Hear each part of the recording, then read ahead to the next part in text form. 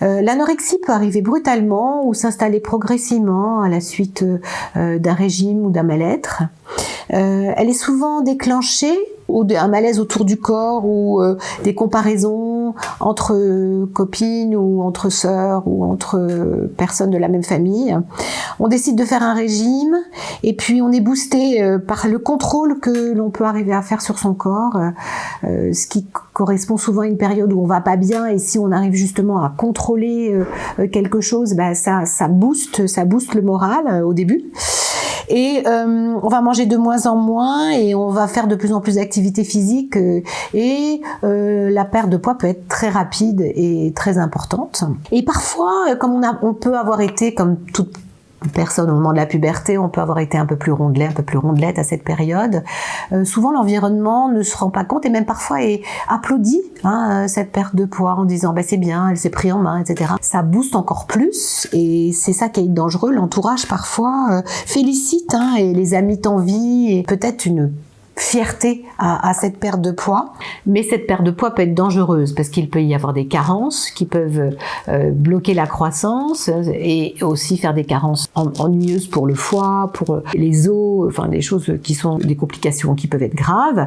Les règles disparaissent et surtout, de plus en plus, il va y avoir un sentiment d'isolement et de solitude parce que, évidemment, quand on va pas bien, les gens viennent pas à vous et vous allez pas vers les autres, etc. Donc du coup, alors qu'au début on peut être un peu boosté par ce début de maladie, les choses peuvent se dégrader de plus en plus et assez rapidement.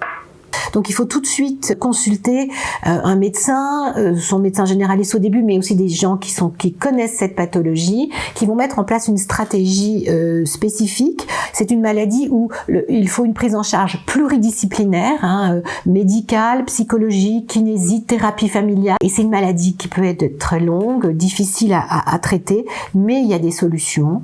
Il y a cette rigidité qui peut se transformer en flexibilité, c'est des choses qui deviennent de plus avec la croissance. Il y a parfois des hospitalisations de sauvetage si il y a une perte alimentaire complète et aussi peut-être des fois une hospitalisation 3 mois, 4 mois, 5 mois avec des objectifs de poids. Donc c'est une maladie qui est grave mais qui est prise en charge par des structures hospitalières et des gens en ville, en libéral. Mais ce qui est important, c'est la prise en charge pluridisciplinaire. Si vous ne trouvez pas autour de vous des gens qui connaissent ça, il y a des numéros verts qui va s'afficher à l'écran. La Fédération française de anorexie boulimie, il y a des jours pour les psychiatres, des jours pour les médecins, des jours pour les familles. Il y a toutes des choses qui sont mises en place, des prises en charge qui peuvent être parfois lourdes, mais il y a des solutions, il faut en parler.